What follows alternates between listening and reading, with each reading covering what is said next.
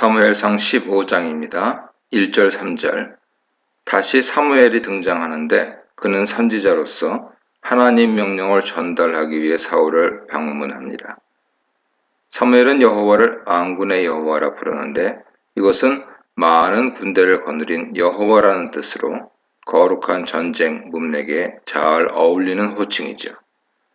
2절에서 왜 아말렉을 쳐야 하는지 이유를 설명하고 있습니다. 여기에 나온 역사는 출애굽기 17장 8절 16절에 언급된 아말렉이 막 출애굽한 이스라엘을 공격한 사건입니다. 이 사건에 대해 하나님께서 왜 아말렉에 대해 심하게 진노하시는지 신명기 25장 17절 이하에 그 이유가 나옵니다. 피곤하고 약한 자들을 공격했기 때문이죠. 하나님께서는 아말렉 공격을 정당한 전쟁이 아니라 약자를 약탈하고 유린하는 것으로 보신 것입니다. 또한 여호와를 두려워하지 않았기 때문입니다. 사방 나라들이 알 정도로 큰 이적을 행하시며 이스라엘이 하나님 백성이라는 것을 알리셨는데 아말렉이 감히 하나님 백성을 공격해서 하나님 주권을 침해하려고 한 것입니다. 하나님께서는 아말렉에 대해 대대로 싸우겠다 선언하셨고 지금 사울에게 아말렉에 대한 하나님 징계를 시행하라 명하신 것이죠. 3절에서 하나님께서는 이스라엘에게 진멸을 선언하십니다. 진멸은 거룩한 전쟁 혹은 여호와 전쟁의 한 요소로 남녀, 소와, 젖먹이, 우양, 낙타, 나귀 등 살아있는 모든 것을 죽여서 하나님께 바치는 것을 의미합니다. 일견 잔인해 보이는 이 진멸은 하나님의 심판을 철저하게 받아야 하는 대상에게만 이루어진 것이고 모든 전쟁에서 행해진 것은 아닙니다.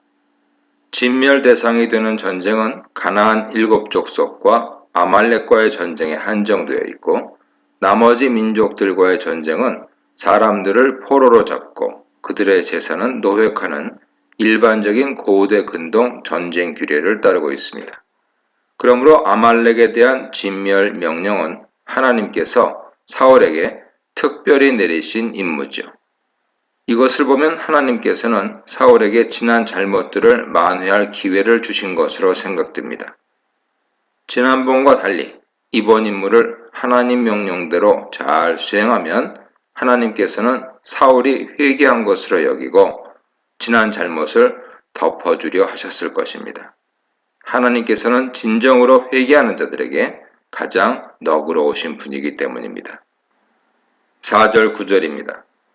사울은 명령을 받고 아말렉과 전쟁하기 위해 백성들을 소집합니다. 자신의 상비군 이외에 전쟁을 위해서 이스라엘 백성들 중에서 군사를 불러 모았는데 숫자가 보병이 20만 명이고 유다 사람이 10,000명이었습니다. 사무엘상 11장에서도 유다가 독립적으로 언급되었죠. 사울은 군대를 모아 아말렉 사람들이 거주하고 있는 지역 골짜기에 매복시키고 공격 준비를 했습니다. 그런데 여기서 사울은 아말렉에 거주하는 개인 사람들에게 자신들이 공격할 것임을 알려주며 그곳에서 떠나라는 권고를 합니다. 본문에서 그 이유를 이스라엘이 이집트에서 올라올 때 이스라엘을 선대했기 때문이라 설명합니다. 개인 사람들은 모세의 장인 후손들로 이스라엘과 오랫동안 우호 관계를 유지하고 있었습니다. 모세 장인은 광야에서 백성들을 통제하는 관리 제도를 알려주었죠. 또한 이들은 사사기 1장 16절에 따르면 유다 자손과 같이 가나안 땅으로 들어와 유다 남방에 거하였다고 말해주고 있습니다. 개인 사람 아내 야엘은 이스라엘 적인 시스라를 죽이며 이스라엘을 구원하는데 결정적 역할을 하기도 했죠. 이런 사울 경고를 들은 개인 사람들은 아말렉 사람들 가운데서 떠나갔습니다. 여기서 출애굽 시 광야에서 이스라엘을 선대한 백성은 구원을 받고 이스라엘을 공격한 아말렉은 심판받는 모습을 대조적으로 표현하고 있습니다. 8절에서 사울은 아각을 사로잡고 칼날로 모든 백성을 진멸했다 말합니다. 여기까지 보면 사울이 매우 성공적으로 여호와 명령을 수행하고 있는 것으로 보입니다. 하지만 9절에서 사울과 백성들이 아각과 소, 양과 살진 짐승들의 가장 좋은 곳과 보기에 좋은 가축들은 모두 남겼다고 보고합니다. 그들이 진멸하는 것을 좋아하지 않았기 때문이죠. 그래서 이들은 쓸모없어 버려질 만한 것들만 죽였습니다. 본문에서 진멸하다라는 단어를 사용하고 있지만 이렇게 쓸모없는 것만 골라서 죽이는 것에 대해 진멸하다라는 단어를 사용하는 것은 적절치 않습니다. 부적절한 단어를 사용하므로 사울이 여호와께서 내리신 진멸 명령을 제대로 수행하고 있지 않다는 것을 역설적으로 보여주고 있죠. 사울이 진멸하기를 좋아하지 않은 이유는 두 가지인데요. 첫째, 하나님 말씀보다는 당장 눈앞 이익에 눈이 멀었기 때문입니다. 너무나 좋은 수많은 가축들을 죽이는 것이 아깝다고 여겼던 것이죠. 진멸이란 모두 죽여서 하나님께 바치는 것을 의미하는데 그는 이 의미를 제대로 이해하지 못한 것입니다. 둘째는 하나님보다는 같이 전쟁한 백성들 눈치를 본 것입니다. 일반적으로 전쟁에서 이기면 많은 노획물을 얻어 백성들에게 나누어 줌으로써 백성들에게 왕으로서의 능력을 보여줍니다. 그런데 모두 죽이면 백성들 손에 돌아가는 것이 하나도 없기 때문에 백성들이 사울에 대해 불평하게 되죠. 그는 이런 상황 속에서 하나님 말씀을 분명히 가르치고 백성들을 설득하는 역할을 했어야 했는데 그러지 못하고 백성들의 눈치를 살피며 그들이 원하는 대로 해준 것입니다. 이렇게 사울은 하나님께서 주신 또 한 번의 기회를 놓쳐버리고 하나님께 완전히 버림받게 됩니다. 11절입니다.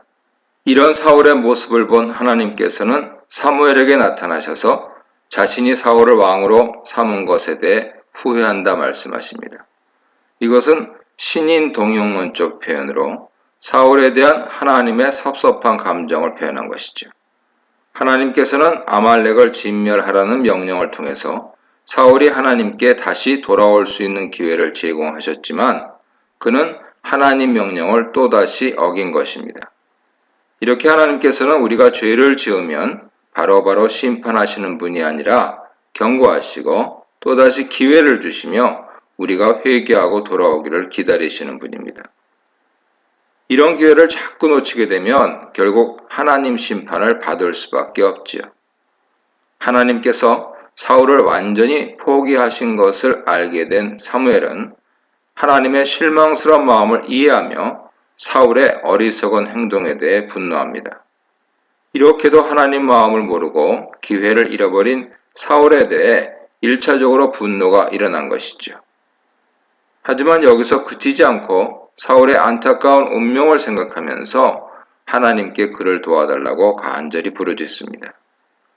여기서 부르짖다 하는 것은 여호와께 간절히 도움을 구할 때 쓰는 표현으로 사무엘은 사울을 위해 하나님께 끝까지 중보 기도한 것입니다. 15절입니다. 다음날 사울을 만나기 위해 가던 사무엘은 사울의 어리석은 행동 하나를 더 듣게 됩니다. 그가 자신의 업적을 기념하기 위해 기념비를 세웠다는 것이죠. 하나님보다 자신의 이름을 남기기 애쓰는 사울 모습을 볼 수 있습니다. 그리고 사울은 사무엘을 만나자 자랑스럽게 자신이 여호와 명령을 행했다고 말합니다. 하지만 모든 것을 알고 있었던 사무엘은 사울이 남겨놓은 가축들의 소리를 지적하며 이것이 무엇이냐고 묻습니다. 이것은 몰라서 묻는 것이 아니죠. 사울의 말에 대한 비난입니다. 하나님 명령을 행했다면서 남아있는 가축들은 무엇이냐고 되묻고 있는 것입니다. 이런 사무엘 지적에 사울은 백성들이 끌고 온 가축으로 여호와께 제사를 드리기 위해 가장 좋은 가축들을 남긴 것이라고 변명합니다. 그는 가축을 남긴 것은 백성들이라고 말하면서 진멸을 행하지 못한 1차 책임을 백성들에게 돌립니다. 또한 제사를 위한 것이라면서 물질에 대한 자신의 욕심을 신앙적인 행동인 것처럼 포장하죠. 이렇게 사울은 죄를 고백하고 하나님 용서를 받을 마지막 기회마저 놓치고 맙니다. 이 문단에서는 하나님 목소리를 들어야 하는 왕 사울, 자기 욕망 목소리에 귀를 기울인 사울, 기도하는 사무엘, 후회하시는 하나님에 대해 묵상해 보시기 바랍니다. 16, 23절입니다. 사무엘이 사울에게 진멸을 행하지 않은 것을 지적했지만 사울은 자신의 잘못을 깨닫지 못하고 변명으로 일관합니다. 이에 사무엘은 사울에게 조용히 하라고 경고하고 하나님 말씀을 전달하죠. 먼저 하나님께서 사울을 왕으로 삼으신 상황부터 이야기를 시작합니다. 사울이 왕이 된 것은 그에게 힘이 있어서가 아니라 여호와께서 그를 선택하시고 기름 부어 왕으로 삼으셨기 때문이라는 사실을 드러냅니다. 하나님께서 사울을 왕으로 선택하셨다는 말을 들었을 때 사울은 자신의 지파와 집이 미약하다는 사실을 피력했고 왕으로 선택된 순간에는 감당하기가 두려워 숨기까지 했습니다. 그래서 하나님께서는 자신감 없는 사울을 위해 3가지 표징을 주시면서 그를 왕으로 선택했다는 확신을 주기까지 하셨습니다. 이렇게 사울을 왕으로 세우신 하나님께서 그에게 죄인 아말렉 사람을 진멸하라 명령하셨습니다. 여기서 진멸을 강조하기 위해 그들이 완전히 없어질 때까지 전쟁하라고 부가 설명합니다. 19절은 수사의문문을 통해 사울 죄를 지적하는데 수사의문문은 당신이 어떻게 이럴 수 있습니까? 라는 비난의 논조를 표현하고 있죠. 사무엘은 사울이 여호와의 말씀에 순종하지 않고 탈취물을 취하기에 급급한 모습을 보였는데 그것이 여호와 눈에 악한 행동이라고 비난합니다. 하나님께서 사울에게 아말렉을 진멸하라고 하신 이유는 아말렉이 여호와 앞에 죄를 범했기 때문입니다. 그래서 18절에서 아말렉을 죄인 아말렉이라고 말하고 있습니다. 왜 죄인인지는 이미 2절에서 설명했죠. 하나님께서는 사울을 통해 하나님 공의를 드러내는 심판을 하실 계획이었고 그래서 노획물을 얻는 일반 전쟁이 아닌 진멸 전쟁을 명령하신 것이죠. 그런데 사울이 노획물을 남겨둠으로써 이런 하나님 계획이 심판의 진멸 전쟁이 아닌 노획물을 얻기 위한 일반 전쟁으로 변질되어 버린 것입니다. 하지만 사울은 이런 사무엘 지적에도 자신이 여전히 하나님 말씀에 순종하여 아각을 끌고 왔고 백성들을 다 죽였다고 주장합니다. 사울 말에 모순이 있는데요. 진멸했다면 아각도 죽였어야 했는데 아직까지 그를 살려두고 있는 것이죠. 사울은 계속해서 자신은 온전히 순종했지만 백성들이 당신의 여호와께 제사를 드리기 위해 가장 좋은 것을 가져온 것이라고 또다시 변명합니다. 이런 사울에게 사무엘은 하나님께서 진정 원하시는 것은 순종이라는 사실을 알려줍니다. 번제와 다른 제사와 같은 종교 행위보다 하나님 말씀에 귀를 기울이고 그의 말씀대로 행하는 것이 하나님께서 가장 기뻐하시는 것이죠. 이 말은 제사 드리기 위해 가축들을 남겼다는 사울 변명에 대한 하나님 의견으로 제사나 번제를 싫어하신다는 의미가 아닙니다. 종교 행위와 하나님 말씀에 대한 순종을 비교할 때 순종이 더 중요하다는 것을 강조한 것이죠. 우리가 하나님 사랑과 공의와 희생을 실천해서 약자를 보호하고 정직한 삶을 사는 것 없이 예배드리고 헌금하고 기도만 하는 것은 하나님께서 원하시는 신앙이 아니라고 말씀하시는 것입니다. 사무엘은 여기서 한 걸음 더 나아가 불순종은 점치는 죄와 같고 완고한 것은 우상숭배 죄와 같다고 비판합니다. 점치는 것과 우상숭배는 하나님 이외의 다른 존재를 의지하고 믿는 것을 말하는데 불순종과 완고함을 하나님 이외의 다른 신을 믿는 행위로 간주한 것이죠. 이것은 명백한 배교로 죽음에 해당하는 죄입니다. 불순종과 완고함은 결국 하나님보다 자기 자신을 더 중요하게 생각하고 자신의 생각을 하나님의 생각보다 우선시하는 것이기에 이러한 모든 것은 전부 우상 숭배인 것이죠. 사무엘은 불순종한 사울이 여호와 말씀을 거부하였다고 선언하며 그렇기 때문에 여호와께서도 사울이 왕 되는 것을 거부하셨다고 선언합니다. 24, 26절입니다. 사무엘이 하나님께서 왕을 거절했다고 최후 통첩을 보내자 그제야 사울은 자신의 죄를 시인하고 하나님 말씀보다 백성들의 목소리를 들은 것이 자신의 죄의 원인이라고 합니다. 자신을 왕으로 세우신 여호와보다 자신을 왕으로 섬기는 백성들을 더 두려워했다고 고백합니다. 사울은 일단 권력을 갖게 되자 계속해서 권력을 유지하고 싶었고 그러기 위해 백성들의 눈치만 살피며 일하게 된 것이죠. 그리고 사무엘에게 자신의 죄를 용서해달라고 빌면서 자신과 같이 가서 여호와께 예배 드릴 수 있게 해달라고 부탁합니다. 여기서 사울이 사무엘과 같이 가기를 요청한 이유는 사무엘이 동행하는 것은 여전히 하나님께서 사울과 함께 하신다는 상징적인 모습이기 때문입니다. 그는 사무엘을 통해서라도 여호와의 자비를 얻기 원했던 것입니다. 하지만 사무엘은 이런 사울 요청을 거절합니다. 23절에서 한 말을 반복하면서 이미 하나님께서 왕을 버렸다는 사실을 확인시켜 줍니다. 이런 사울의 모습과 대조를 이루는 사람이 다윗이죠. 다윗은 죄를 지적받자 바로 회개함으로 죄사함을 받습니다. 그가 비록 더 흉악한 죄를 지었지만 회개의 기회에 올바로 반응했기에 하나님께 버림받지 않고 왕권을 지켜나갈 수 있었던 것이죠. 여기서 우리가 중요하게 배워야 할 것은 죄를 짓지 않는 것도 중요하지만 만일 죄를 지었다면 빨리 깨닫고 회개하는 것이 더 중요하다는 것입니다. 아무리 사랑이 많은 하나님이시지만 죄를 시인하고 회개하지 않는 자는 용서하시지 않기 때문입니다. 27, 31절입니다. 사무엘이 단호하게 거절하며 돌아가자 사울은 사무엘의 옷자락을 붙잡습니다.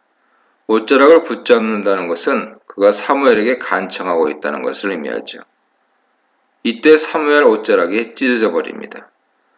옷이 찢어진 것에 대해 사무엘은 여호와께서 이스라엘 나라를 왕에게서 찢어내어 왕보다 나은 왕의 이웃에게 주겠다는 상징으로 해석합니다.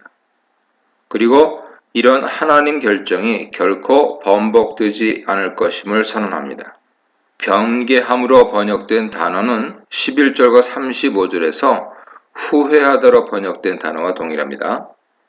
11절과 35절에서 후회하신 하나님이 29절에서는 후회하지 않는다 혹은 변하지 않는다 말씀하시는 것은 모순처럼 보이기도 하지요. 하지만 29절에 변개함이 없다 하는 표현은 미래를 말하는 것으로 하나님께서 이번에 사울에 대해 결정하신 것은 앞으로 절대 바꾸지 않으실 것이라는 이성적인 측면을 강조하는 표현입니다. 반면에 11절과 35절에 후회하다라는 번역은 현재 상황 속에서 하나님의 내적 감정을 표현한 것이죠. 여기서 우리는 하나님께서 우리의 죄 때문에 슬퍼하시고 마음 아파하신다는 것을 알 수 있습니다. 하지만 사울은 이런 선언에도 사무엘에게 절박하게 매달리는데 하나님께 버림받은 것을 백성들, 장로들에게 들키고 싶지 않았기 때문이죠. 그렇기 때문에 비록 죄인일지라도 백성들 앞에서는 자신을 높여달라고 부탁합니다. 백성들 앞에서는 계속해서 여호와와 동행하는 왕으로 보이고 싶었던 것이죠. 결국 사울의 절박한 요청에 사무엘은 사울의 말을 들어줍니다. 하나님께 버림받은 사울에게 이제 남은 것은 겉모양뿐이죠. 32, 35절입니다. 사무엘은 자신의 손으로 여호와 전쟁을 마무리하는데 사울이 살려둔 아각을 여호와 앞에서 토막내어 죽입니다. 사무엘은 네 칼이 여인들에게서 자식을 빼앗아 간 것처럼 네 어머니에게도 자식이 없게 하겠다고 말하는데 이것은 그동안 살육과 전쟁을 일삼아 여호와 앞에 많은 죄를 지은 아각을 처형하는 것은 합당한 벌임을 알리기 위한 것입니다. 여기서 다시 진멸 전쟁은 여호와 심판 전쟁이라는 것을 보여주죠. 이렇게 아말렉과의 전쟁을 마무리한 사울과 사무엘은 각자 자신의 집으로 돌아가고 사무엘은 더 이상 사울을 만나지 않습니다. 하나님께서 사울을 버리셨기 때문에 더 이상 사무엘을 통해 사울에게 하실 말씀이 없기 때문입니다. 이 문단에서는 제사보다 나은 순종, 화려한 변명, 단순한 판정, 멈추지 않는 변명에 대해 묵상해 보시기 바랍니다.